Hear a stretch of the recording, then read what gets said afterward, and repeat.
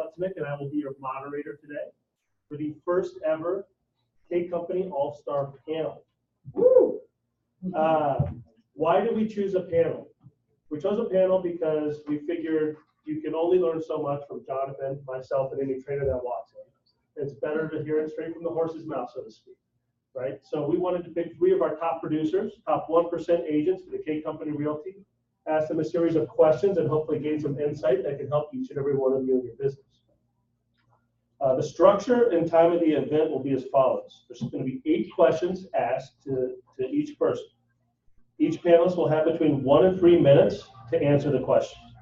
The Q&A will be at the end. Please hold your questions all the way to the end. There's going to be 10-15 minutes to ask, and I would like you to ask that each specific or a specific panel member.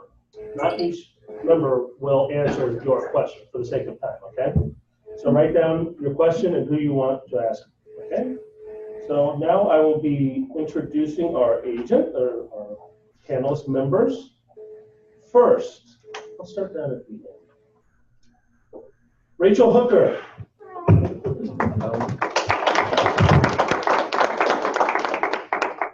Rachel has been a dedicated real estate professional for over 20 years. It's no wonder she is the top 1% of real estate producers with her approachable nature, expert follow-through, and market knowledge.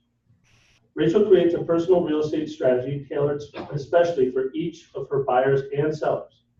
As soon as you experience Rachel's charismatic personality and real estate expertise, you will know without a doubt that she is exactly what you are looking for in a realtor.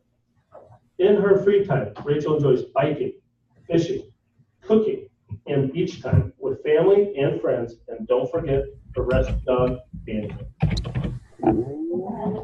And we'll hold applause to the end. Tommy. Tommy is originally from New Jersey. He's a self-proclaimed talkative person, so I had to try to narrow this down a little bit. If I'm going a little fast, let me know, but I'm gonna get through this. Tommy is originally from New Jersey and began his career as a radio advertising manager for the New York Knicks, New York Rangers, and St. John's Basketball Tri-State MSG Radio Network. Anyone know what that is? In 1989, he started working in finance for AT&T in Morristown, New Jersey, eventually taking a promotion and transfer to perform budget management for the Latin America region in Coral Gables, Florida. Joining and configuring your audio and video within a Zoom meeting can be quick and easy. See the joint audio icon in the bottom left-hand corner. In 1994, he started his own web design business on South Beach, and the majority of his clients were top-producing luxury realtors. He gave me a list of the names, and I tell you, they're at the top of the top. I'm not going to read them all. Websites he designed were some of the first to have virtual tours, multiple picture galleries, and a time, if you think about that, at a time when only there were only 4 to 8 pictures of the MLS allowed. So he was creating them with virtual tours, multiple picture galleries, MLS, IDX feeds that didn't exist and required all property pages to be created. Tommy moved to Broward County, and in 2002, a real estate brokerage he was working with convinced him he would make a great agent. His initial focus was on new development, which many were never built. I learned the ropes with a lot of floor time, tagging along with experienced agents, networking as much as he could. He stayed with R&S Realty Group until they folded during the crash. And went back to web design for 3 years until late 2013. His license was always active with his friend and broker, and now fellow K Company agent, Heather Wolf. In January 2017, when Heather and her co-broker decided to make the tough decision to focus their future on sales, he moved to the K Company. Within a few months, at least 5 of their team members signed up with the K Company. I swear I didn't like that. He serves on the MLS Policy Committee since 2016, and this year also served on the MLS Compliance Committee as co-chair. He says his business leads are pretty much split 50-50 between referrals and new leads from his website. Thank you, Tommy. I'll do that. All right, we'll go to Heidi Bronhardt. Heidi was born in Connecticut, went to college at Johnson and Wales University and Central Connecticut State University. In 2009, she moved to Fort Lauderdale and found a job at a local energy company. In Then she worked at a large bank in Miami and then decided to get her real estate license in 2014. Heidi heard about the K Company Realty in 2015 while chatting with someone in her yoga class, which ended up being Nathan's sister, Jennifer. Heidi joined the K Company December 2015 and really feels like she's found the right brokerage for her. Again, she wrote that. Thank you, Heidi. Heidi lives in downtown Fort Lauderdale in the Tarpon River neighborhood with her husband, Chris, and their 11-year-old Chihuahua, Coco. Heidi and Chris got married on Christmas Eve in 2016 and spent their honeymoon in Portugal, her first time visiting Europe. Chris just recently got his real estate license and will join Heidi as a full-time realtor at the end of this year, creating the Chris and Heidi team. Thank you, Heidi. So we had a last-minute cancellation. We had Danielle Claremont coming from the Miami Association of Realtors. She lost her voice. She couldn't come. She can't talk. So we filled in with, does anyone know who this is? Jonathan Lickstein. Originally from Washington, D.C., Jonathan moved to South Florida in 2000. Jonathan studied mechanical engineering at the Georgia Institute of Technology. When he realized how much he disliked what he was doing, he took a leap of faith and moved to an island off the coast of Honduras and met his wife, Johanna, and now mother of his two boys, Joshua and Jacob.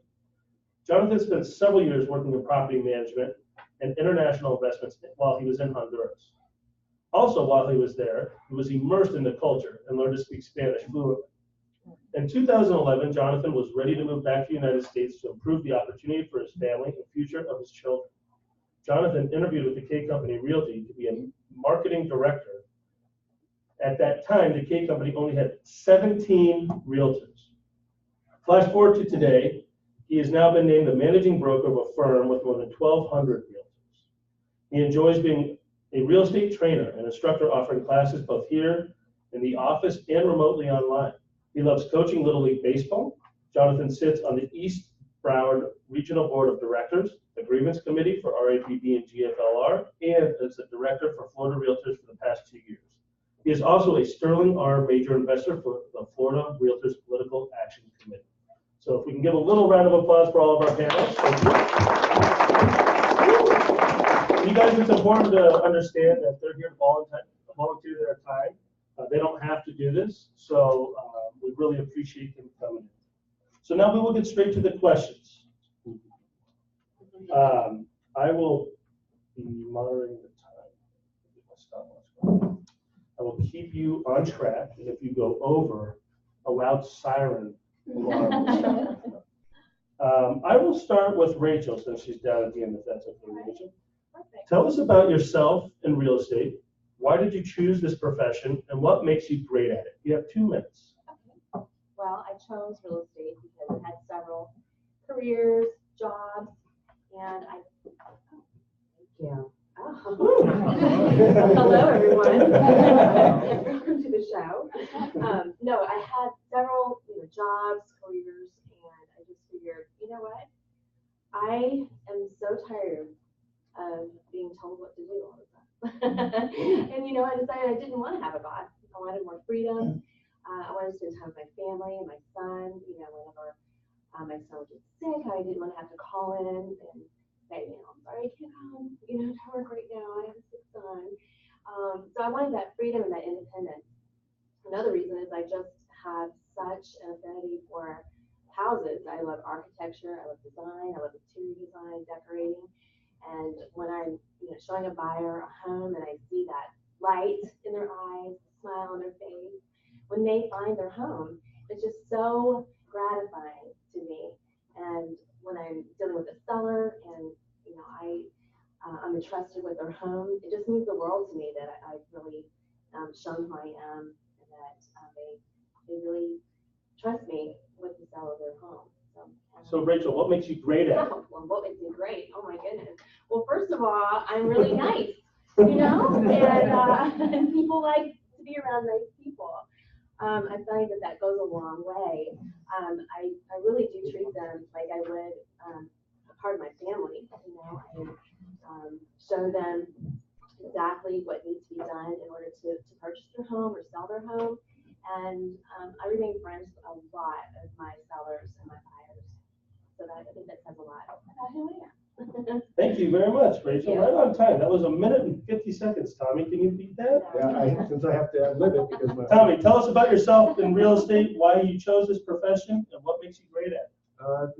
a lot of the same reasons. I was working for AT&T, just couldn't stand the grind anymore when I started teaching web design and met one of the agents who basically helped me start the web design business. I really enjoyed just seeing all the photos, seeing all the photos Keep that back there. available. It just was really interesting. And of course, the appeal of continuing to work for myself was great. So I just really did not want to go back to work for the 9 to 5 grind any longer. As far as what makes me good at it or great at it, I'm really honest with my clients, whether they're sellers and buyers. I have turned down listings to sellers that feel their house is worth $50,000, $60,000 more than the market. I won't, waste my time or theirs. Buyers appreciate that I'm almost always available. I'll take calls up until 9 o'clock at night, especially if we're a week away from closing. I keep open communication, and they really appreciate that. Thank you, Tommy. That was perfect. Thank you. Heidi, welcome. Tell us about yourself and real estate, why you chose this profession, and what makes you great at it. Hi everyone. So my interest in real estate began in 2011 when I bought my first property down here. My poor real estate agent, I looked for 9 months and my budget was only $125,000. We probably looked at 40 or 50 places. So now that I'm an agent, I'm like, that poor woman. That was really tough. So that really, sparked my interest in real estate. I had a great time looking, and the whole process really interested me. So I think I'm good because I'm super dedicated. I really love what I do, which is really important. You have to love what you do to be good at it. So, and also I'm a people person. Love meeting new people, working with people. So I think that's what makes me great at it. Very good. You guys are kicking butt. Jonathan, tell us about yourself in real estate, why you chose this profession, and what makes you great at it. I'd like to say that I didn't necessarily choose this profession. This profession chose me. I was studying mechanical engineering. My passion had always been to design the exterior of a car. And once I went to school for mechanical engineering, I hated my life. and the people around me. If you think about the people around you now, Jonathan. So I left school, I went on vacation, and I ended up meeting my wife on vacation and said, when I want to now live on this Caribbean island, what can I do to actually earn a living instead of working in a restaurant? So I took a job at a real estate company thinking it was going to be a temporary job to allow me to live in a Caribbean environment, and it was fun. Imagine wearing shorts and flip-flops and a tank top to all of your real estate showings. That was amazing. But I really just became addicted to it. I mean, you're with people on vacation. You're helping people with the most exciting step, the most exciting purchase they'll ever have in their life. Possibly for some people, it's the only time. And I just became addicted to the rush and helping people and seeing the smile on their face and just going back to visit them later at the home and just having that sense of accomplishment that, yeah, they're telling people they love this home, and guess what? They're really talking about me, who helped them get to this home. So it was that, and also why I'm great at it. I'm one of those weird people who likes to volunteer and be involved with everything at all times. So what makes me great at it is I like to learn every step of the process, be completely overwhelmed with knowledge on every step, and share that knowledge whether they like to hear it or not. So being great at it is liking to talk. Tommy, I'm on your boat there. And enjoying meeting new people and enjoying the process. Trust the process. He does like to talk. He was the longest one. But still under 2 minutes. We're doing well there. So what I heard, guys, what makes them all great, I heard passion for their clients' happiness. They love what they do. Honesty, a caring personality, and people person. So we'll move on to the next question. I'll switch it up here. Start with Heidi, if you're comfortable with that. Walk us through your average day. Be specific. What is one thing you must do, no exceptions? And why is that important to you? You have 3 minutes.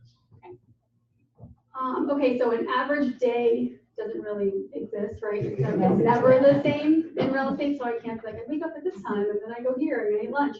So really, it's completely different every day for me, whether it's waking up super early to be at an inspection at 8 a.m., in Palm Beach, or it's getting up and going to my computer right away, or making phone calls, or coming to an event like this, or going to networking events. I mean, it's completely different every single day, which I think is kind of the exciting part about real estate also. And so, what was the second part of that question? So it was walk us through your average day, which you just Yeah. did, and the next one was, what is one thing you must do, no exceptions? Okay, so what I must do every day is get back to everyone who reached out to me that day. I think that is so important. Somebody calls me, texts me, emails me, I will get back to them. Whether if I'm up until midnight or 1 in the morning, it doesn't matter. I will get back to them. It's really important to make your clients feel like they're super important when you're working with them. So that's my one thing that I have to do every day. I like it. Good job. Oh, and hold on, Yeah. hand it back. Why is that important? Well, We kind of know. no, I mean, it's We want to important. hear from you. We want to hear from her Exactly. because in 2 years she became a top producer, multi-million dollars in sales. I mean, keep in mind, when I read her bio, it says she got her real estate license in 2015. So we should listen to what she 14. 4 years in. So we're going to listen. No, I mean, Why is that important to you get know back what? to them every single day? Yeah, I started doing that because that's how when I reach out to somebody, I want them to get back to me right away. I think that's very important. If they just let 24 hours go by, then I'm like, I'll find somebody else who's on top of it, who makes me feel like I'm important. So I think everyone wants to feel important. Absolutely. Very nice. Thank you. Would you like me to repeat the question? No. Obviously, unless I've got appointments to show property, my typical day, the first thing I do with my coffee is check all my market areas for new listings. First thing every morning. I do that actually about 6 or 7 times a day. Our market is too volatile to be, to only check a day or two. We're not in the middle of Iowa here. So that's the first thing I do is review my basic 3 market areas for local park local matters. I'll handle any contractual issues, follow up phone calls with inspectors, make sure things are on track for any appointments that day. Every single day I read a huge amount of news stories. I use a newsreader on my iPad to pull in from specific sites so I don't have to search Google or just see, I get the stuff that I want. There's a Florida legal law blog that I follow constantly that posts a lot of things about condominium law. Because I do sell a good amount of condos. And my website takes up a good portion of almost every single day. Obviously, I've got experience in doing that, so I can do it all in-house, and I realize a lot of you don't. But that includes coming up with ideas for blog posts, ideas for potential social networking posts, website improvement additions, adding cities. I have to log into the IDX feed every single day because I only want to focus on Broward County. So I only want people to search for Palm Beach and Miami on my site. But the IDX is a bit screwy, so I have to go in every single day and delete cities and counties, not only in Florida, but all around the nation. And those are typically from those limited service listings, $500 postings. And then I check web statistics, tweak any AdWord accounts as necessary. Okay, so you said the one thing you must do every single morning is check new listings, your inventory. Why is that important? Because if I don't check, there's houses in Wilton Manors that have sold in under 4 hours, and my client, I have missed out on it. And one of my sales last year, it was on the market 10 minutes. I knew the listing agent. I called her. I said, "Do not sell this property." I just called my client in Ocala. He's in the car on the way there, and he got the house.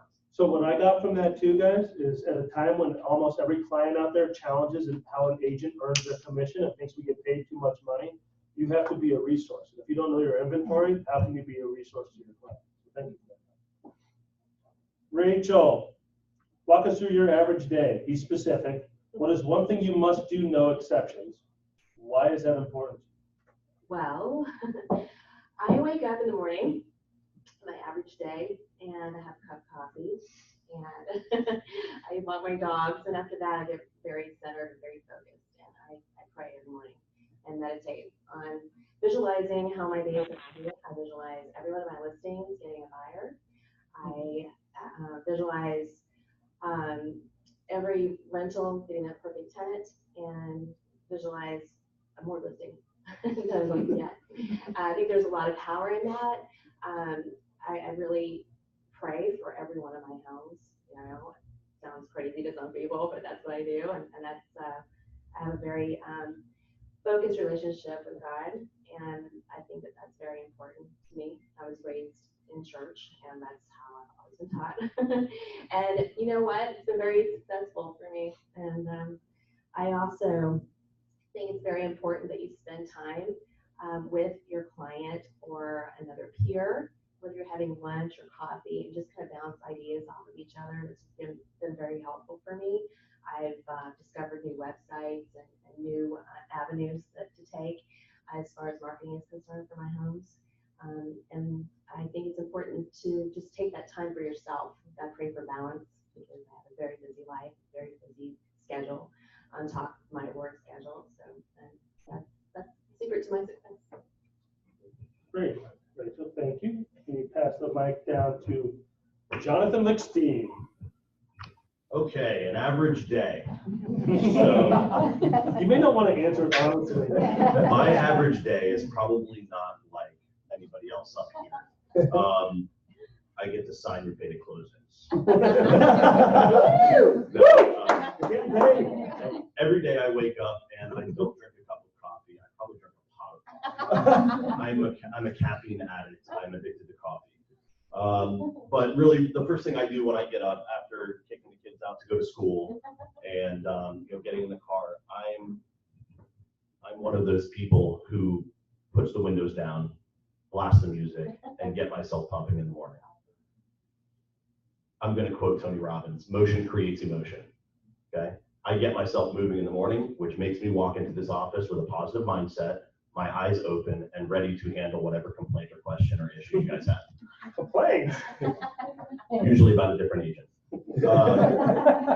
One of the first things I do when I walk in this door, I've already kind of mentally prepared myself for this, is I make a list of 3 items. And those are the 3 items that no matter what distraction comes my way, no matter what phone call I get, no matter what appointment comes up, I'm going to accomplish those 3 items today.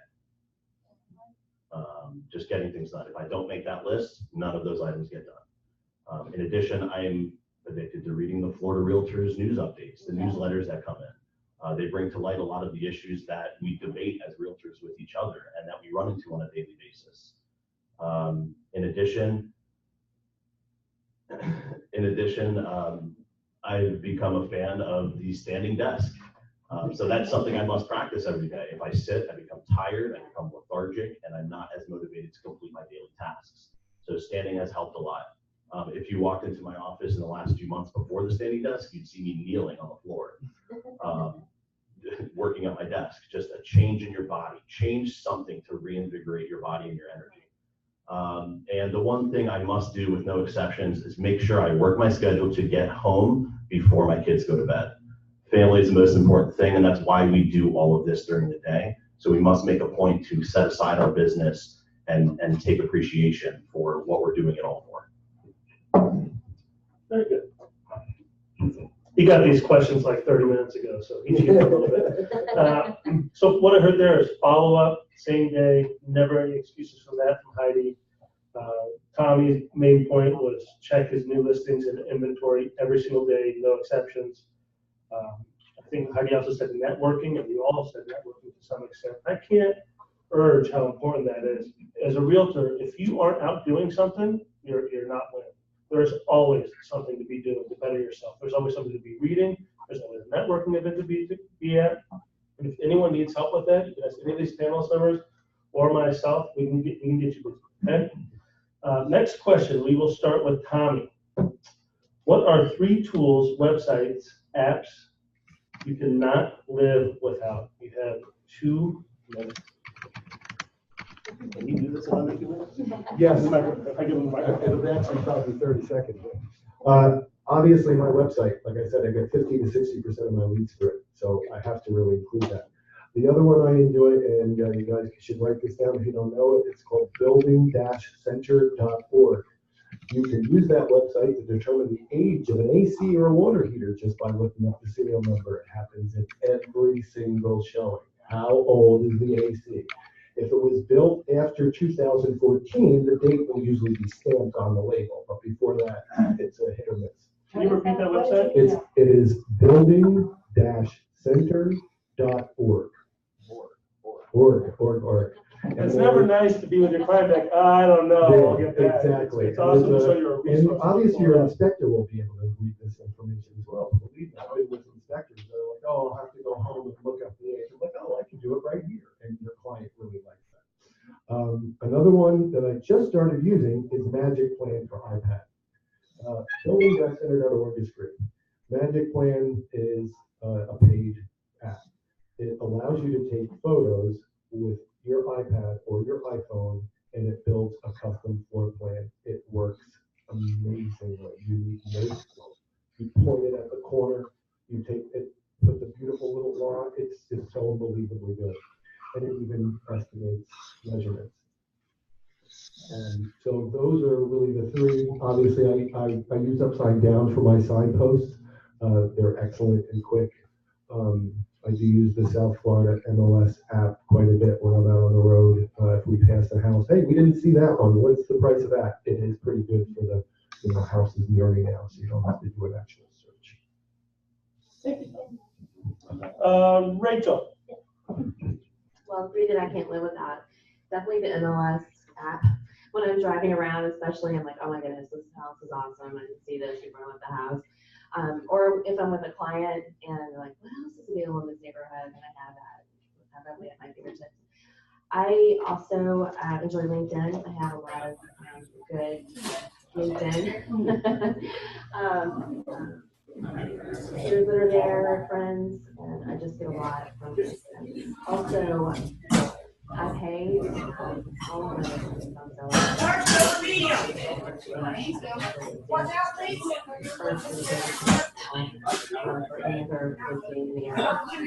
really paid off. I've worked both sides of the listing before, with double commission. It paid for itself, paid for 2 or 3 years of it. So it's well worth it. And you just have to be on top of them now and call them and make sure that they understand what you want, because sometimes it's not very clear to them. And they need to get back to you. They've been really good about getting back with me every time I've had an issue. So I really do value them. Thank you. Okay, so first is definitely form simplicity. I don't know how anyone did business before e-signature. That's amazing. So You don't fax your contract? Yeah, exactly. So definitely form simplicity. Okay, so an app that I use is called Cam Scanner, and it's a scanning app. Yeah, which I just found out about like a year ago. It's fantastic. You can scan from your phone. So when you're out and if you write a contract up like right there and you don't have your computer on, you can scan it in, or you do a walkthrough, or you can scan it in right there. It's fantastic. So it's Cam Scanner.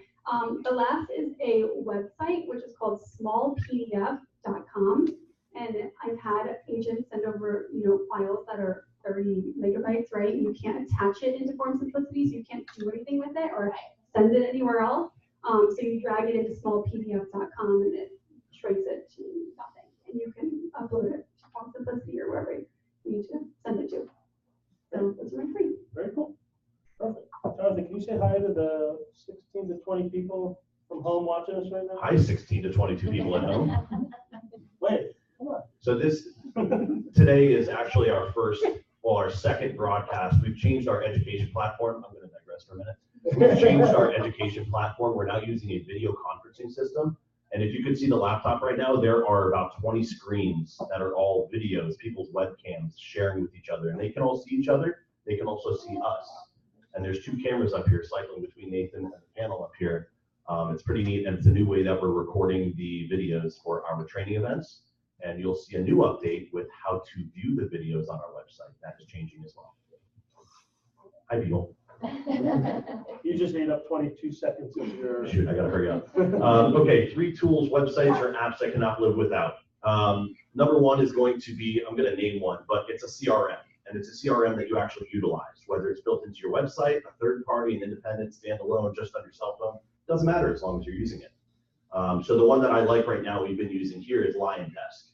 I'm a big fan. It's $25 a month, very affordable. The next one, For those of you who are not technology friendly, Canva, C-A-N-V-A, love it. It is Photoshop and a web-based platform, easy to use, drag and drop, create your flyers.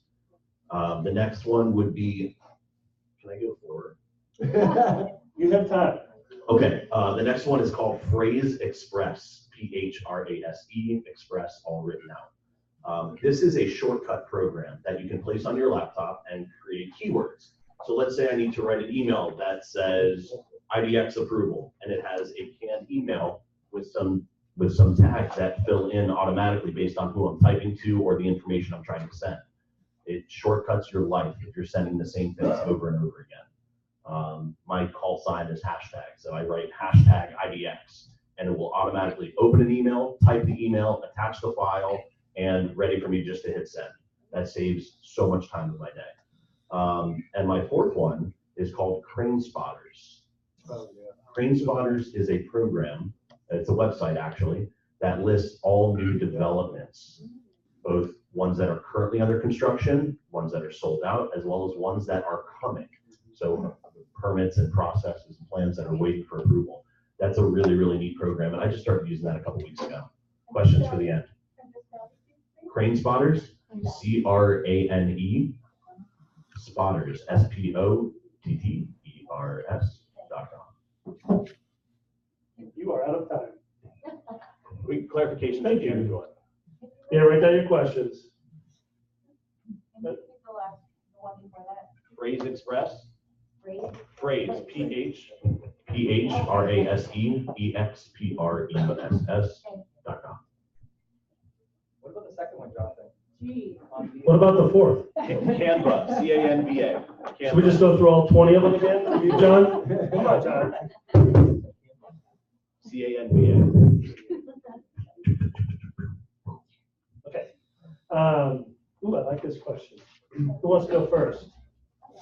Rachel. What was the biggest mistake you made when you started in this business, and how did you rebound from it? We all made mistakes. The biggest mistake I made was comparing myself to others. I really had to figure out what my niche in this industry was going to be. You know, people can be mean, people can be brutal. Everyone is out for themselves for the most part. You find some realtors, especially in this room and at home, that, you know, will impart some of their knowledge to you and help you. But a lot of times, you know, you're just in this by yourself. And you got to figure out, like, if you come from the corporate world, you got to figure out, you know, maybe relocation is your niche. You know, if you are working with family and friends, you know, that's your niche, helping them. But really, you just got to, you know, heads down and be yourself and figure out what's going to make you successful. You know, I can't emphasize enough about reading and just getting involved with different networking events, and you'll figure it out. You know, you're going to come across people who are willing to help you and willing to take that chance on you, like a lot of people did for me. And I'm here because of others. Maybe. Thank you. Great answer. Tommy, work down the line. Biggest mistake, get everything in writing. I just learned that mistake. I just relearned that this week. I'm not going to go into the details, okay? But as friendly as you may be with the listing agent or the buyer's agent, I probably get everything in writing. That's it. That's it? Okay. So that was the biggest mistake you made. Yeah. And how did you rebound from it? You did it right. But then no. this week, you forgot. To rebound, if you make the mistake, okay, you got to own that mistake, okay? Don't try to cover it up or come up with some story, okay? If it costs you money, it costs you money, okay? And it did cost me money. Now, the biggest mistake in the beginning was my broker never had a signed listing agreement with the developer that I was selling a 430 room condo hotel. I sold 60% of the units and 50% of an 80 unit document. I didn't see a single commission from that deal. So get it in writing, guys. Get it in writing. Woo! Can we check all the listing agreements? Heidi, what was the biggest mistake you made when you got started in this business, and how did you rebound from it? So I would say was not properly qualifying new clients.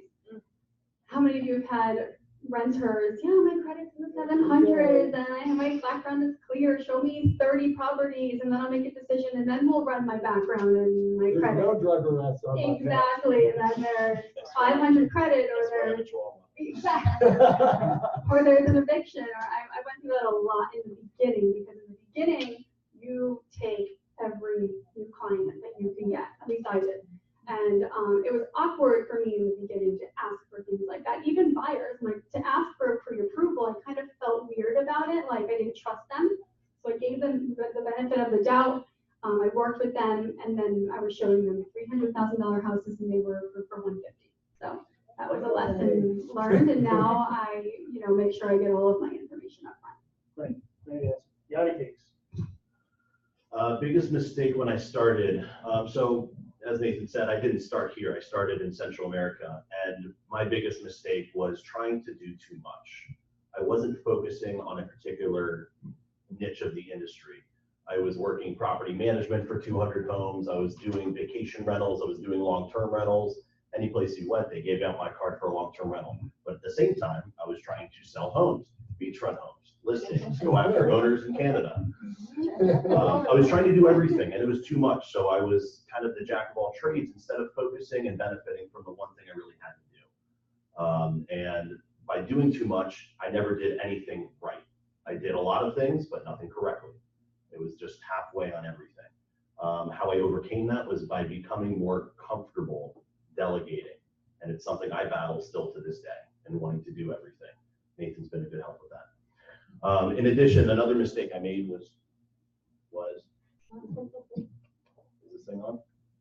There we go. Okay. Is trying to go at it. A really inexpensive microphone. Is trying to go at it alone. Is following the people that were in front of me. Where there were 4 partners in the brokerage where I started, and I tried to mirror and do exactly what they were doing.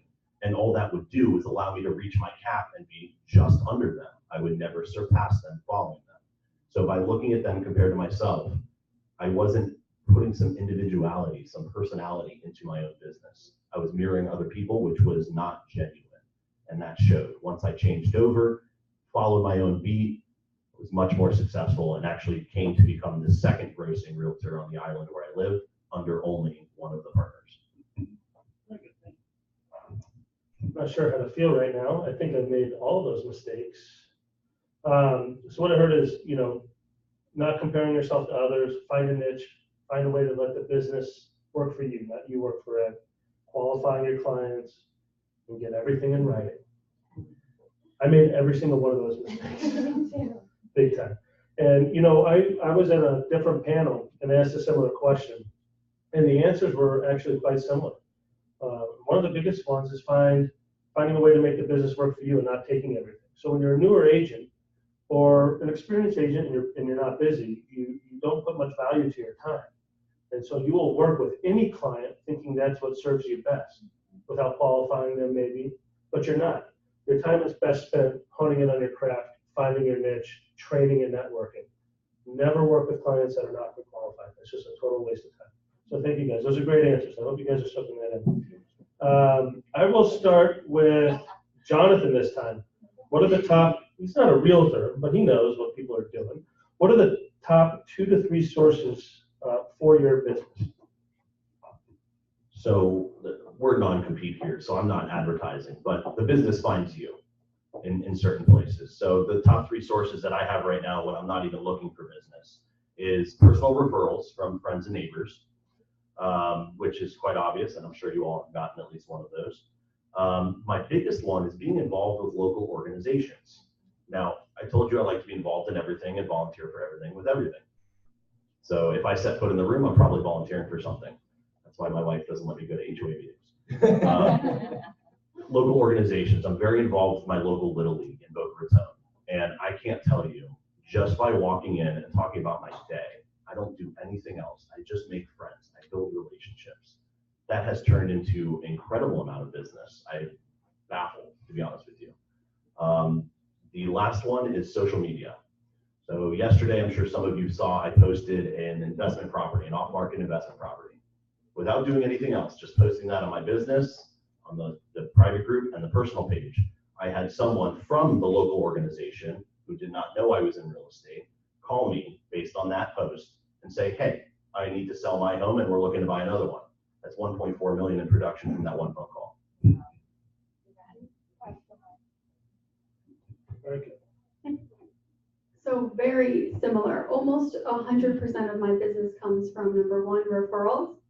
Number two is networking events and being part of things like the Greater Fort Lauderdale Chamber of Commerce and Go River Walk and places like that, and just trying to get out there as much as possible. It's very important to me to meet people, have a conversation with them face to face. They trust you more if you meet them in person and they want to work with you.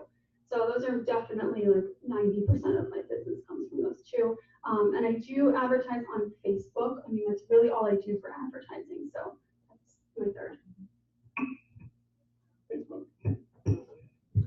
Again, same referrals, networking, and my website. I get generally 10 to 12 leads a month through that. They don't all follow up, but with the cost of my website, even if I only have one and I sell a $150,000 condo, all the costs I spent for my website that month are a couple more than covered. And the networking thing is big, and sometimes you don't even have to network, just like Nathan said, get out. A couple of years ago, I was having lunch at a little pizza place on Wilton Drive, and 2 tables away, I hear 2 guys talking about their rental property, and I overhear what they're charging for rent. I'm thinking to myself, they could be making so much more money. So I just sat and waited for them to finish their lunch, and I finished my pizza, and on the way out, I just said, hey guys, sorry, didn't want to interrupt, but obviously I'm 2 tables over, couldn't help it overhearing. Took my business card. I said, I'm a realtor. I said, if you guys want to make a little bit more money on your property, give me a call. They said, sit down. I got Brad, I got Tim, and then a month later I got Dan. In between all of them, there's 7 properties with those 3 clients. How was the pizza? The little pizza place on Wilton Drive is owned by 2 original Italians from Napoli. You have to go. It's literally the best pizza in South Florida. Oh my God, I'm not going to remember the name of it. Hold on a minute. Do you get a commission percentage? No. But, yeah, Write that down for everyone. We're hungry. We're getting hungry. There is food in the cafe, but not Dolce Salado. Dolce Salado. Rachel, what are the top 2 to 3 sources of your business? So my sphere of influence, family, friends, of course, but I've built a lot of relationships with my property management clients, and I get a lot of the properties now they've rented, and now they're getting them to sell. So at the end of the day, it's a people business. So you just have to maintain those relationships with everyone that you work with. Networking, I just came from the Pompano Prayer Breakfast this morning and sat with Claire Funeral Home and gave them my card. You never know. You never know about that industry. I get some listings out of that. It was really cool. I get to see on the morning. So it was really neat. It was a great prayer breakfast. But you just never know what's going to happen. So have your cards out. So you guys, what was the theme there? Talk, get out. Talk, get out, your sphere of influence. How much buzz do we hear in this industry every single day about lead generation? Anyone up here have more than 10 to 20% of the business come from lead generation? But through your sphere of influence and networking? So just to break that down a little bit, how many of you in this room are getting all your business from your sphere of influence? How many of you are not getting enough business? How many are not getting enough business? Oh, that's right. Change your spirit. How do you change your spirit? Go out, make new friends, network. If your family kind of stinks for business, don't hang around your family. Find a new family. How to change your sphere of influence? Volunteer. Right? Okay. Volunteer. Really one of the biggest. Absolutely. Just get involved somewhere. Not everywhere. Or everywhere. Okay, I'll start with Rachel. This was a question I drafted for a specific reason. Our commissions are always being scrutinized. How do you, as a realtor, create value for your customers, and what do you do differently to create a great user experience for your clients? Well, I'm always selling myself, right? That's what we're supposed to do. I come into the situation, whether it be meeting with a buyer or seller, mostly sellers for commissions, and I just come in as the expert. Like I really pump myself up before I go into these meetings with them. Get down, music up. Get down, music up. I am rocking it out. I'm like, I'm the best. They're gonna love me. You know, I'm gonna show them exactly the added value that I, as a realtor, Rachel Hooker, bring to them and bring to their table. I really do put a strategy plan together for every seller to let them know exactly what's going to be going on. Communication is key, like Tom was saying, that I give videos, virtual tours, videos of the home, you know, professional photography. I mean, that I think really, really matters. It's very important in the sell and setting yourself apart from the rest. But really, you know, when you go in, I've had clients that live in their homes for 20 years, or kids are becoming empty nesters, or kids are going off to college. And you just have to really just set the law down for them and be the expert that you are and say, look, you can't have this house so personalized and understand there's a lot of memories here. It's tough to do. It's tough to take the authority, you know, that you have actually and speak to them about what needs to happen in order to make their house sell successfully. Just real quick, there's some drowsy looking faces out there. Can everyone stand up for a second? Everyone stand up. Turn to the person next to you, give a big high five or something. Tell them what your name is, where you work. Smile. Get them harder, come on. All right. Now sit down. Hey, you guys at home, stand up. Stand up. It's right here facing you. Oh, You don't even have to move. stand up. At home, stand up. You, Felipe, stand up. Rick, oh, he muted us. Rick, stand up. There you go. Stick your face in the camera. There you go. All right. Woo! All right, we'll go straight to Tommy. You guys start looking bored again, that's going to happen. Do you need me to repeat the question? No. May I bore you? No, Yeah, if you want to. I don't want. My client, I let all my clients know when I start working with them that I'm always available. That if they call me at 8 o'clock at night, there's a reason they're calling me at 8 o'clock at night, and I'll answer their phone call if I am available. If I'm in the middle, if I'm in a movie or whatever, and they say call me back whatever the hour, I'll call them back. Or I may say, hey, I got your message via text, you know, or whatever. I emphasize my negotiating experience. I have a good knowledge of home repair and maintenance problems. So when I do my first showing with buyers, I let them do their thing. Some buyers are smart and they see stuff that I've already seen. But at the end of the showing, if they say that, oh, we really love this house, I'm like, okay, great. Let me point out a few things. We've got wood rot here, there's termite damage there, there's water leak here, and all this. I'm like, how did you feel? It's not bad. All houses are perfect. But that kind of stuff helps. And I think one of the biggest things we all need to do, and I say this all the time because friends say to me, I don't know how you work in real estate, it must be so stressful. It's not our stress. It's the buyers and sellers' stress. It's our job to mitigate that stress, to make it zero, so that it's the most, like Jonathan said, this is one of the biggest sales, the purchases that somebody's ever going to do. And so it's your job to make it as smooth and easy as possible. And if you do that, you'll be their realtor for life, their family's realtor for life, their friend. They will tell every single person about you. Thank you. I agree with what Tommy says. I'm truly there for my clients 24/7. And I mean 24/7.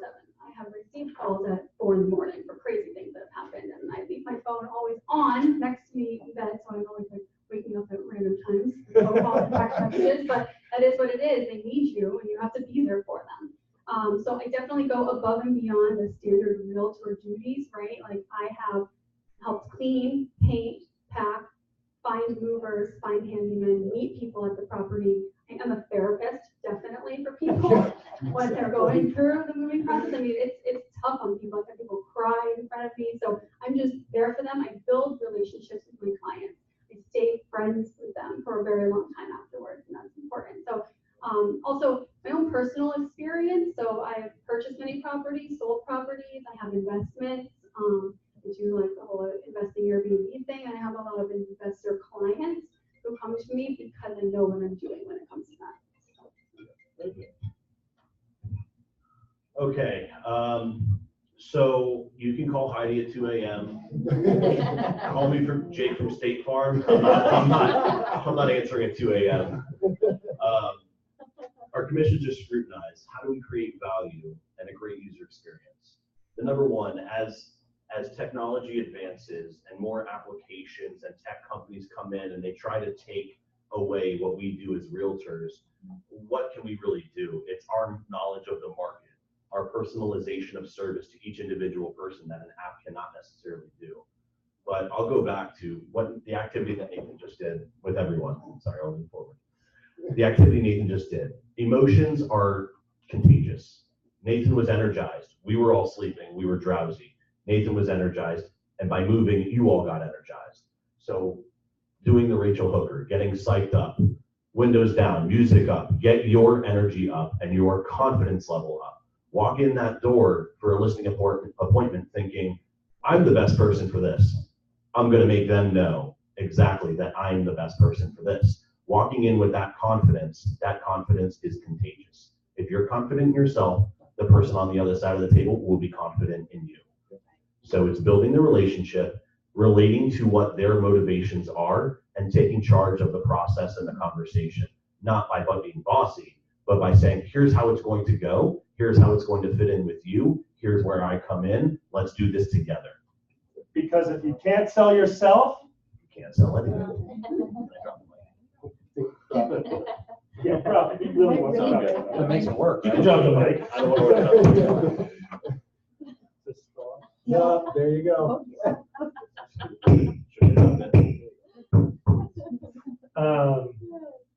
You know, I'm gonna do a little side question here, just because something triggered in my mind, and I remember when I worked as an agent, it was really tough for me to manage my time. A lot of times I'm out to dinner, and I used to get a phone call from the one client I had or whatever. It felt like I had to walk out, and if I didn't, I would lose that client. So just quickly, if you guys could say, how do you manage your time and your emotions throughout the whole process? Because I think that's the hardest part for most realtors. I take that call. Yeah. Every day I take that call. And if we're sitting at dinner, I take the call. I know it's bad, but you know, I have a really understanding family, and I cut myself off at 7. I mean, that's just what's happening right So that's now. your cutoff. That's my cutoff at 7. I do go ahead and return emails or texts, but I don't talk on the phone after 7. It's What like time do you guys eat dinner? Like 5? 6:30, you know, I gained 5 pounds when I eat after 7. So anyway, but yeah, that's my cutoff. But I will text and email, you know, throughout the evening. But it's just one of those things I have to. Thank you. Tommy? Yeah, she's right. You do have to take personal time for yourself. So although I am available late, mine is 7:30 as well. But again, just like you said, if there's something urgent and we know that there's a problem is in a contract, and I get that call from the title agent at 8:30, and we're going to answer it. Most of my friends, if we're I'm a real estate agent, so if that phone call comes in, I'll excuse myself and take the call. Most people at the dinner are on their phones and Facebook in front of them, so I don't feel bad in the least bit. So I don't have a cutoff, and I feel like it's because I'm newer. Make us all look Well, bad. no, it's not. I think it's because I'm newer in the business, right? So I'm trying to still build my brand and my business. And I don't have kids right now. I have a husband and a dog. I have the time. I'm committing myself 100%. There is not a time I won't take a phone call. Only, I guess, like right now, I turn my phone off for something like this. Besides that, if I see it, I'm answering. It doesn't matter where I am or what I'm doing. It drives my husband crazy, but he's pretty understanding for the most part. So you guys just had 3 very different perspectives of how they handle it, right? And going back, you know, don't follow someone else. Just listen to what they do, because that's what works for them. Maybe answer, you know, I did a panel once with this agent who's a top producer, does like $30 million a year, all listings. He tells his clients, don't call me. He goes, you can text me, but I don't want to talk to you. I'm good at selling your house. I'm not good at relationships. I couldn't believe it. And that works for him, and he's a huge listing agent.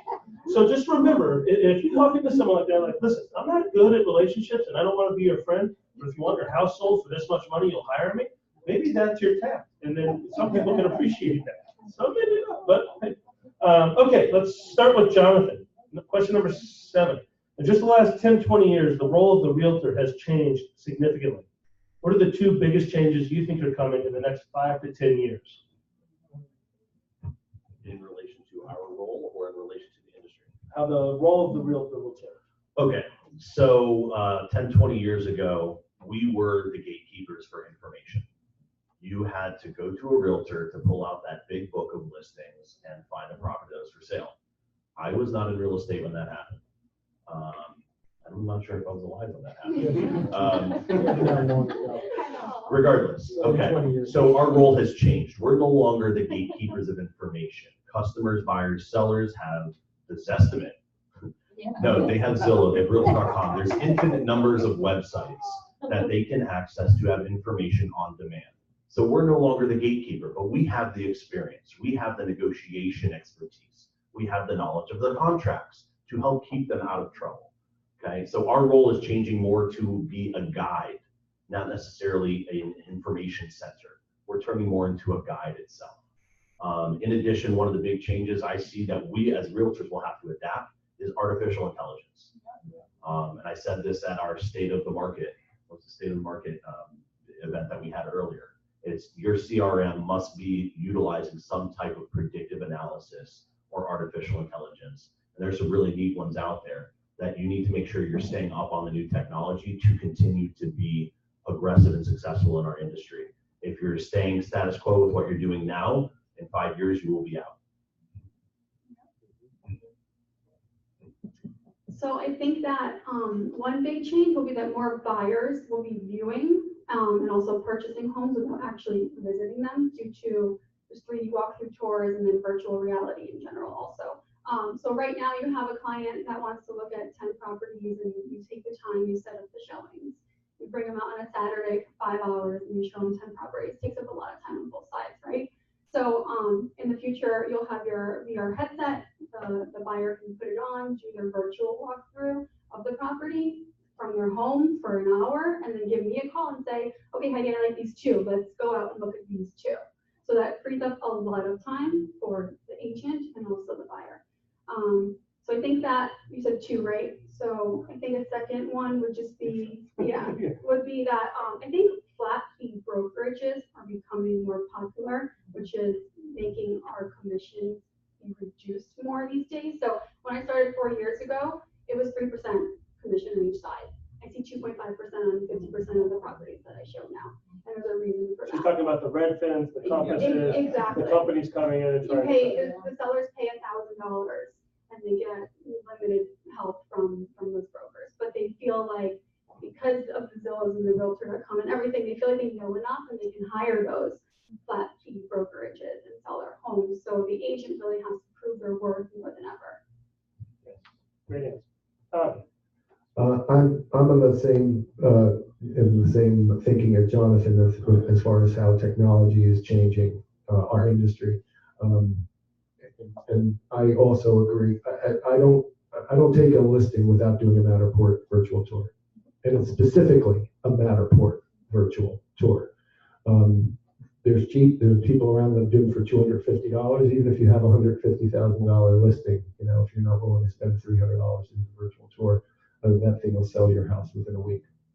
Another thing that I think might be interesting along with AI is enhanced properties tours with voice activated response. I don't know how many of you have an Amazon Alexa or a Google or an Apple Home or anything like that, but Amazon just rolled out a new feature to the Amazon Alexa chain of products where you can create what's called as your own custom blueprints.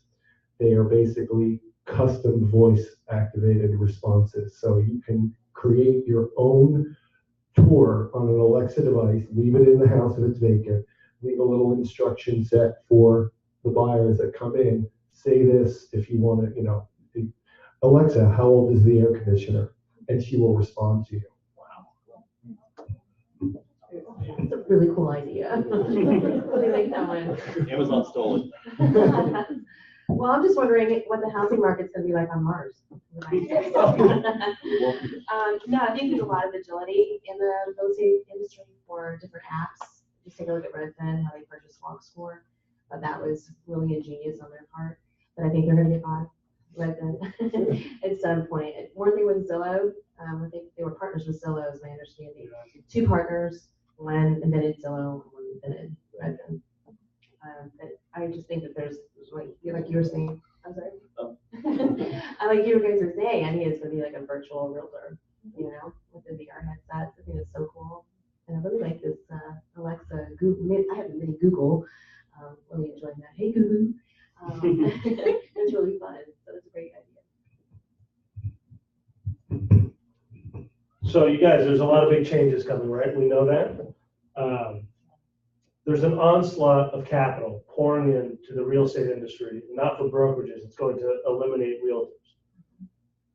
I was just at the T3 Summit, and there's no plausible way to eliminate a realtor that anyone could think of yet. But the realtors are already getting eliminated or not doing any business if they're not adjusting to the technology that's available to them now. Clients demand a frictionless experience and a great user experience. That's changed so much in just the last 2 years with Amazon. I used to be like, oh, I have to drive to the store. Now I'm like, hit a button, and my thing arrives the next day. I don't have to go anywhere. I hate shopping malls with a passion. I don't have to go anywhere. So when they can eliminate a friction point in the real estate process, they attack it. Not with a little bit of effort, with like $1 billion type of attack, right? So the importance of a realtor creating value is everything. And adopting that new technology and having the apps to tell your person how old the AC unit is, or else you will not survive. And it's only going to continue to get worse and worse. So coming to events like this and learning 10 or 12 new tools that you haven't yet used, and then you have to implement it, will put you ahead of 98% of the other realtors, automatically. And that's how we preserve ourselves, okay? How's the energy out there? What about you, Eggleton? Fantastic. Woo! Woo! Anyone in here got a chance to use Chris A&P Mortgage yet? Rachel Hooker. Yeah. Hey, did you have a good experience with it? This may backfire, but how has that experience been for you so far? I know it's been great. Their follow-up, their communication is just amazing. Everything that I need to make the deal go through. It's just awesome. Nice. Shout out to JR. Shout out to JR. You guys, A&P, if you haven't had a chance to use them yet, Chris and JR have been phenomenal. They've gotten deals done that other lenders were unable to do. That's what happened to me. That's what happened to you? What happened? Tell us about it. Live testimony. I was using an FHA loan, and I'm actually buying the property. I have the money, and my husband has the credit, so I'm not on the loan, but I have all the money. So we're trying to figure out how to gift him the money, and the other lender said it couldn't happen. Because you're a realtor? Because you're the realtor? Yes, because I'm the realtor, and they figured a way around it. So they found a way to get it done? Yes. Okay, so I'm so glad that she just brought that up, because that would be like the 5th or 6th deal in the last 30 days that a realtor came and said they weren't able to get it done with my previous relationship. And listen, we're pushing A&P because our in-house lender makes everything streamlined and easy for us. But the truth of the fact is these 6 deals would not have been done, and not just for the agent's commission, but those people would not be home buyers, and the sellers would have been in a really bad position if we weren't able to get it done for them. So I ask you at the very least to give them a shot. If you're not using them already, which you should be, give them a shot on one of your challenging deals. See how easy it is for them. They'll get it done for you. It makes a big difference, okay? Sorry, what's that, Jerry? Buy your credit appraisal. Oh, Reappraisal. gosh, I Oh, didn't the even- appraisal. I got reimbursed for my appraisal. They reimbursed me for my appraisal. Tell them about the appraisal. Oh. Actually, wait, what did they do? I had my appraisal done at the former lender. It was $600, and they are reimbursing me for it. Reimbursing you for the appraisal. Yes. Because they pay They pay for the every appraisal. single buyer's appraisal. It's amazing. They didn't have to do I that, did not have to do that, but that's pretty cool. but they did that. That's pretty cool. I happen to be buying a second home right now as we speak. and I'm working with them. And I just, as a self-employed person, the products, I didn't mean to plug them right now, I have another question. The products are absolutely amazing. And I'll leave you with this one note, because we like to push it, but we don't like to be too overly aggressive. But Gary Keller just put a billboard in front of his largest Keller Williams office that said to his agents, it was a billboard to his agents that said, "It is your fiduciary responsibility to use our in-house services or our company will go out of business." So at a time when all the technology is emerging, brokerages like us have to invest a lot of money into that tech. It's no longer brick and mortar offices that we used to have to invest in. It's mostly technology and constant things that are changing. And those things don't come cheap when we have to appease all of our agents and get that stuff going. The only way any brokerage, not just us, any brokerage now, if you ask any big broker, is through the ancillary services. So when you guys use that, we actually, it's like a family member. We really do appreciate it because it allows us to excel and grow as a company. So thank you for that. Anyways, that's enough about A&P. Thanks, Chris. John. What? What is one thing people would be surprised to know about you? Keep it clean. One thing someone would be surprised to know about me. I think this actually came up in the first conversation I ever had with you, Nathan. You sat me down for an interview in this cavernous conference room with no windows. I felt like I was trapped. And he said, does anyone remember MySpace? Yeah. Nathan had done his background search on me, and it turned out to be through my MySpace page, which was popular in Honduras. Don't hold it against me.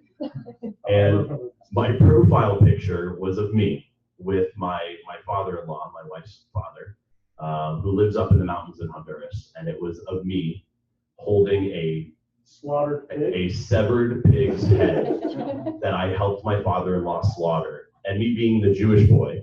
And a white beater tank top with like a barbaric look on it. I was holding a machete and a severed pig's head. It was like the coolest thing I've ever done. That was cool. Gotta freak me out a little. Well, I'm vegan, so now we can't be friends anymore. Shame him. I know. Shame him. Jeez.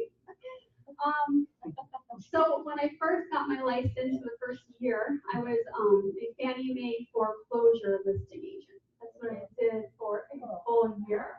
That was you? I was one of those. It was a very interesting experience. I didn't really know what I was getting myself into in the beginning. I was just ready to do anything and get out there and gain the experience. So I dealt with evicting people. I mean, that shouldn't be my job, right? So I dealt with squatters in properties. It's actually, looking back, it was actually kind of scary. But I did that for the first year, and I definitely learned a lot. Tommy, what is one thing people would be surprised to know about you? Well, I'm going to keep it simple. I need to escape every once in a while from the busyness of real estate. So I play World of Warcraft. Headset and all? No, not intense card. Gaming chair? No gaming chair. You know, Just simple. benign. No addictive gaming. Yeah. Why is it not on your phone? No, definitely not. I moved here in '96 and moved to Key West and worked at Margaritaville. Woo! That's where I know you're from. Yeah. Used to get the Jimmy Buffett updates each morning, so we could tell our customers where they'd be, so they would just sit at our table all day. It was really fun. Cool. Jimmy coming today? Yeah, right. All right, this is your guys' chance to do a little Q&A. Again, I hope you guys have some questions for them. Please address it to someone specific. Not each panelist is going to answer the question. So, anyone have a question?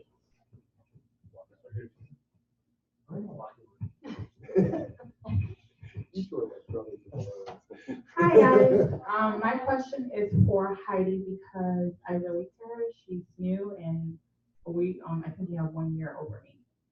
Okay, so my question is for you is, you did 1 year at Fannie Mae, but how do you prospect? What is your main prospect source besides your sphere of influence? What was that like? Because you moved to Florida and you didn't know anybody, I assume. So what do you do for prospecting? Can you talk louder? Yeah, I can. No, totally. Or can you catch really well?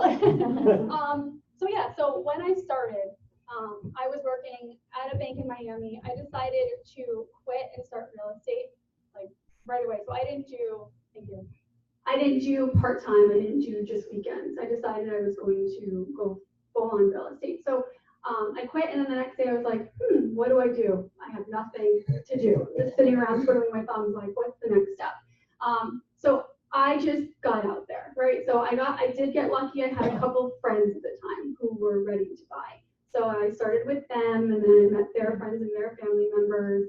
I got out there to as many networking events as I possibly could. I mean, I was going out several times a week, just trying to meet anyone that I could. And you just end up meeting people who are looking to rent, to buy. And a lot of times in the beginning, I worked with a lot of renters. So that's what happens in the beginning. Those renters have turned into buyers for sure. So it was just me like getting out there as much as possible, getting my name out there, meeting as many people as I could. Great answer, thank you. And also to Tommy's point earlier, you have to know your inventory. Because the days of saying I'm a realtor, I can help you, doesn't, everyone knows a realtor. But if they're looking to rent and you can give them 10 options off the top of your head right away, it instills the confidence. Sharon, you had your hand up? Stand up. You need it. Come on, stand up. Don't stand up. Oh, no, she has a broken foot or something. Sorry. On a listing appointment. Okay, so do any of you focus on $500,000 homes and above? Who you ask? Specifically? No, I don't specifically. Nobody's just. Well, Maybe next year. What was your question? What was your question? yeah, luxury properties. Rachel, do you work with luxury properties? I don't at the time. I don't at the time, but I'm thinking about it. You know, I have a lot of listings that are in the 300s. That's usually what sells quicker. And 250, you know, something around there. That's the wrong question to ask. Yeah. Don't ask, do you work with luxury? Because if they come through your general relationships and the networks that you're running with, it's going to happen anyways. Yeah. Don't pigeonhole yourself to say, I work with only 500,000 and up. If somebody comes along at 475, are you not going to work with that person? Well, what was your question? If Heidi said, yes, I am a luxury agent, what's the question? How did you get there? Oh, well, okay. Moving right along now. Nathan, if I can respond to that in some Yes. way. Good question, Sharon. Tommy's got this one. All right.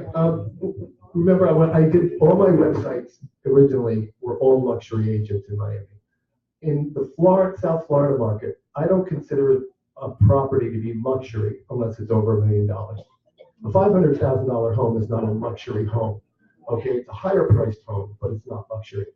And from what I can tell you about all the luxury agents that I know in Miami, and I'll give you an example. Nelson Gonzalez, who was my first client, and he and Esther Burkell have the EWM South Beach office.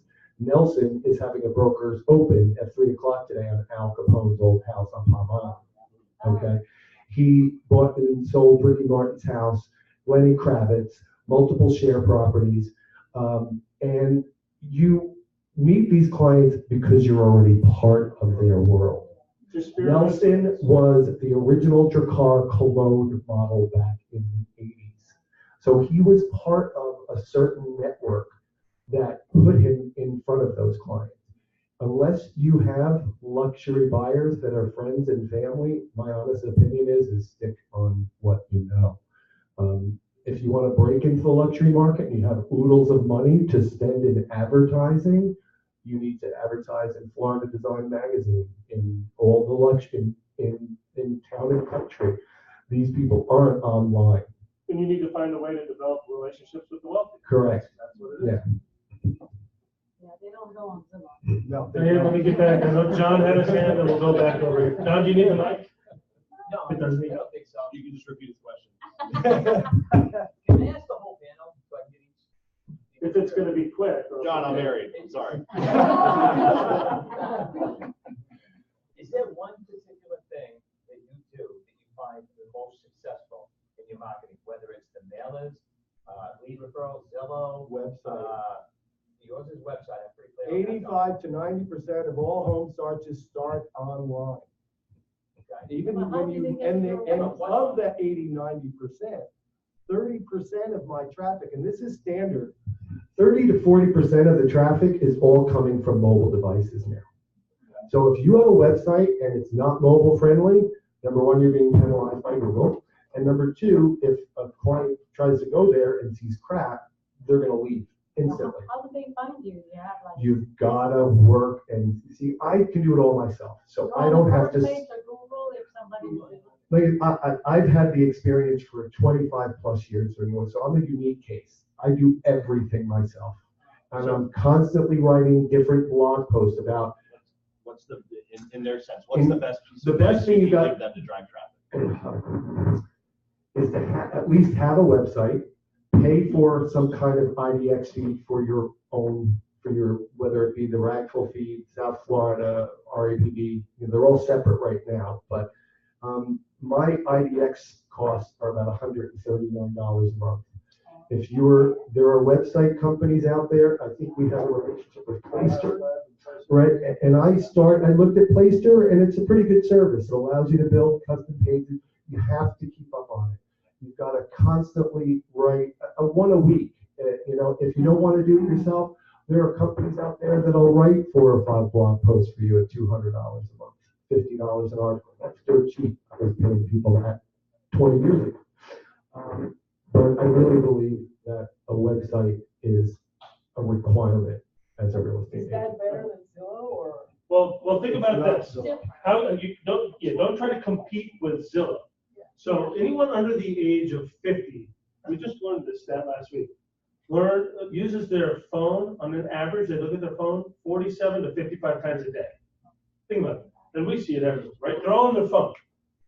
When people are looking for a home, put yourself in perspective, they're getting excited. They're looking for a home. They're gonna look all the time. Your job is to capture them through a website. Mostly get your people off of Zillow and get them away from that information and capture them on your website. So once you have a lead for someone, you put them in there. So when they're on their phone 10 times or 500 times a day, they're looking at your website, not Zillow, getting misinformation. That's key. Right? That's key. If I get a lead through my website and then I have an interaction and she says, well, I also search on Zillow, I immediately put a stop to that. Sorry. Because I tell them that it's not always current data. In fact, it's not current at all. I know. A consumer can go on and claim a house, any house, if it hasn't been claimed, and put in the information. I just found mine. It was a 1-bedroom house. My valuation wasn't half what it was supposed to be. I said, how did this happen? Someone went in and claimed my house. So, and then the consumers are relying on the information and the estimates. I mean, are you kidding me? It's a joke. So we want to get them off of Zillow. Get on Zillow if you need leads. Get your clients off. And if you have a website, Trying to take their jobs. if you have a website and you force registration like I do, you can look at 3 properties on my site without having to register. Once you hit the 4th property, that pop-up comes up. Someone else has a question. Nathan, when you're ready, Sarah has online questions. Hi. My name is Adanise, and here in Florida, in the US, I'm a new realtor since last year. My question is for the whole panel, and in regards the connection, the face-to-face with the clientele. Definitely,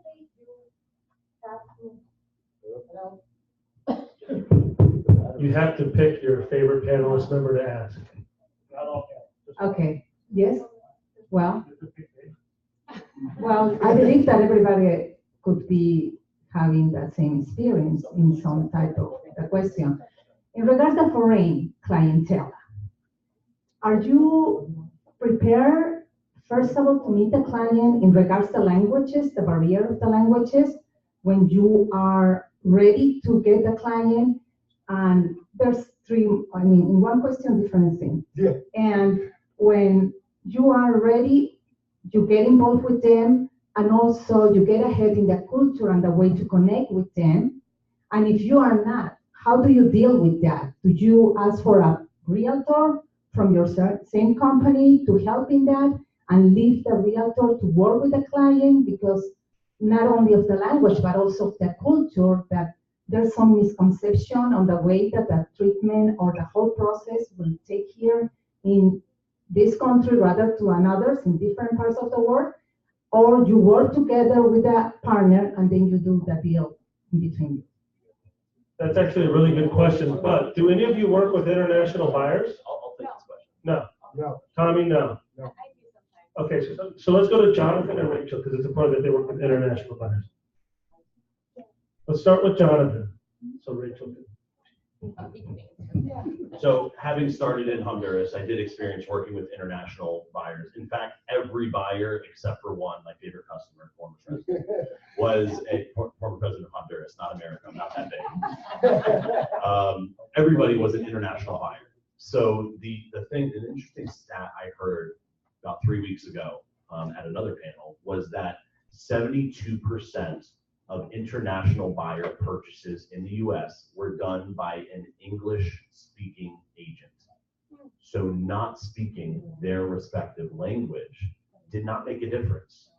They're buying here, they understand the local professionals speak English. So you have two options. You can either go at it alone and display your message, and then the person who's from a foreign country, I'd say the majority of them do speak English as well. So be comfortable in your own skin, okay?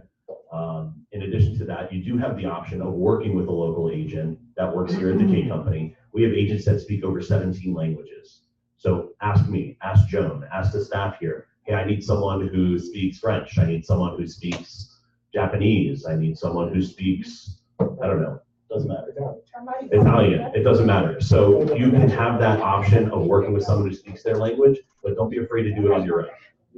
Remember, sometimes it's not about talk or speak the language, it's to get connection. Correct. Okay. So making a connection, building that relationship with them. I'm doing the Italian thing right now. So making a connection with them, you can still do, but you need to display your expertise. They're not going to work with you necessarily because of the relationship being that far away. Number one, they definitely have to trust you. And how do you build trust with someone without necessarily speaking to them face to face? Demonstrating your experience and your knowledge, making them have confidence in you because you're confident in the information that you're providing to them. The best tip I ever received, which was before real estate, I was selling toys door to door.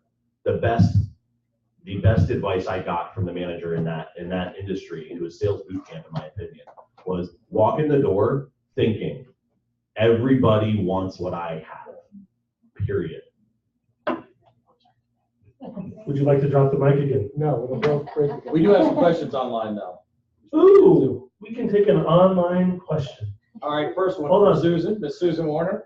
From Susan Warner. Where are you, Susan? Wave. Upper left. This is for you, Heidi. What networking events do you attend? And have you joined any groups to help you get business other than the aforementioned Chamber of Commerce? Well, okay, yeah. Thank you for the online question, Susan. Yeah.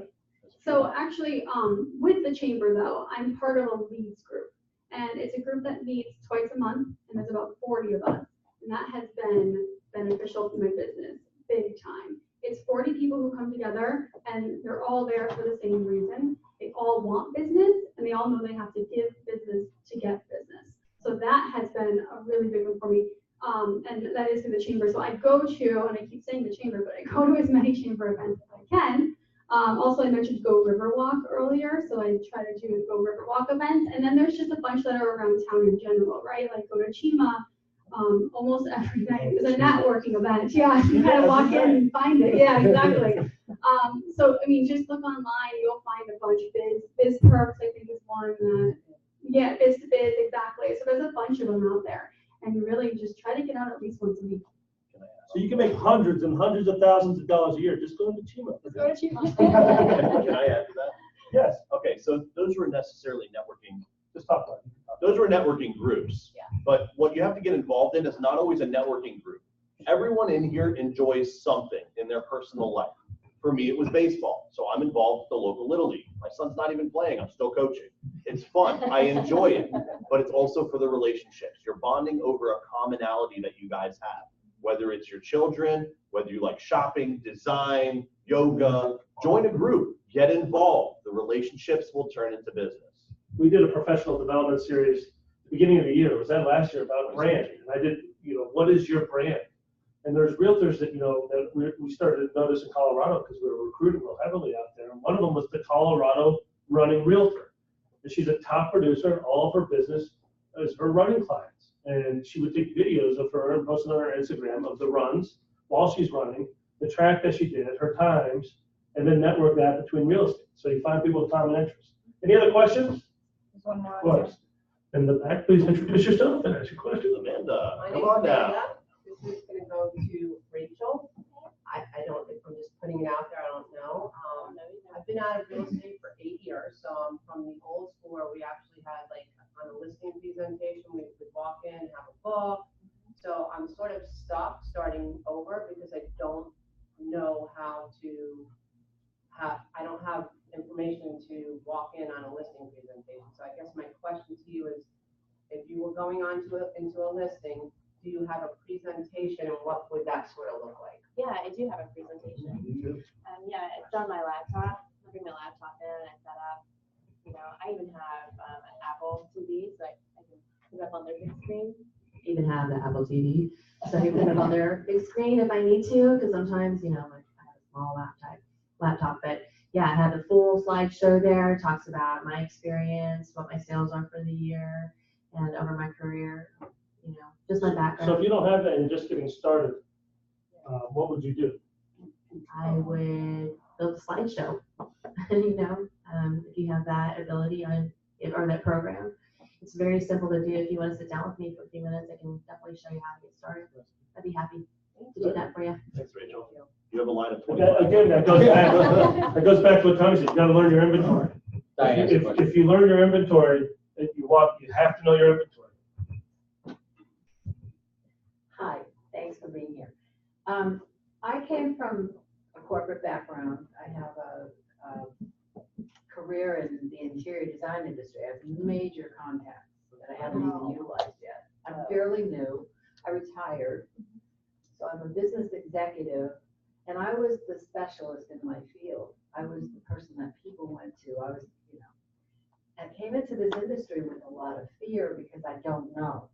I don't know. And I came here not knowing anything, except that I loved houses and I love people. And my biggest fear is that I'm going to make a mistake.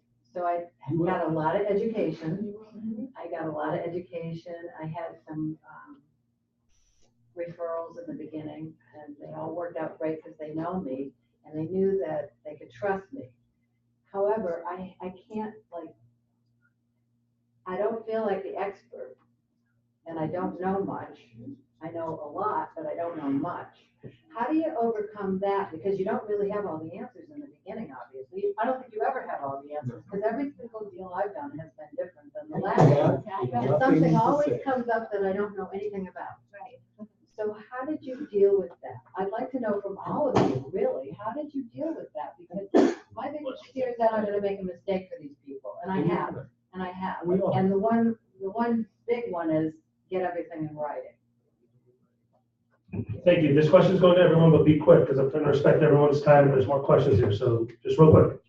How do you overcome not knowing? Confidence, and be confident in your response, stating, I don't want to give you the wrong answer. Let me double check and I will get that information right back to you, but in a confident manner, not saying, I don't know. Give them your value proposition. I don't know that, but I know this. Yeah, confidence is number one. Because we're all, when we start off, we all don't know anything. So you have to just tell yourself you do and try to make them, you know, believe that you do. And it comes with experience, really. So I took every single listing appointment that I could, even if it was something that I didn't really want to do or I didn't think I would actually get the listing, it was out of my league. It doesn't matter, you go, and with the experience, you feel more comfortable.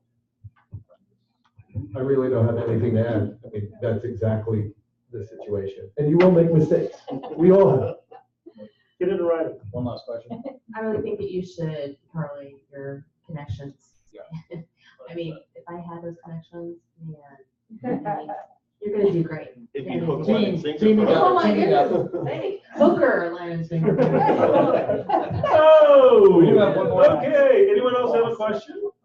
One more on the online question. And then, hold on, we're gonna have one here. We'll take the online first, and we'll take you. That's two more questions, that's it.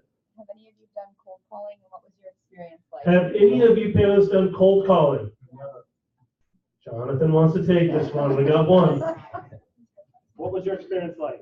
Well, I'm not going to say yes. I hate cold calling. I would never do it. Some people it will work for, some people it won't. If that's not your personality, don't push your focus there. it's your personality, if you're familiar with like the call center mentality, burn and turn, it might work. It does still work for some people. That's not my personality, and you couldn't pay me enough to do it. Me too. If it is your personality, we can find a script to help you out. Another question. Hey guys, thank you for coming. My name is Tony. This question is for Tommy. I wanted to ask you, have you ever moved like on a smaller scale, let's say citywide or countywide? You said you lived in Miami Beach, but have you moved for a reason just to be surrounded by certain people that would potentially give you more business? Just for this purpose. You mean me personally? Have I moved any? No. No, I haven't made a move specifically to be here. I left Miami Beach because that's what was happening in Miami Beach before it became what it is now, New York by the sea. So I liked it. Why didn't you sit there? Yeah. You're not having enough coffee, that's the problem. No, I left Miami just because I wanted a more peaceful existence, and I saw what was happening in Miami. You can't even hang. And even today, I want to go see the Al Capone house, but I probably won't. No. No. Nice. You'll be swimming with the talkative. Yeah. All right, any other questions? Okay. Last one, very last one. We want to make sure we get everybody in. Where does the K come from? You answer that one. My last name, Klutznick, with a K. Yep, that's all it is. What do you mean that's all it is? That's what it is. It started as a one-man operation. Okay, you guys. He sold broker for himself, and he named it the K code because it was the K. It was all about the K. Okay. So, Was. I hope you guys took some really useful information out of this. I mean, it is a rare opportunity to get in front of three of the top producing and your managing broker, Jonathan, all at the same time. There's a variety of different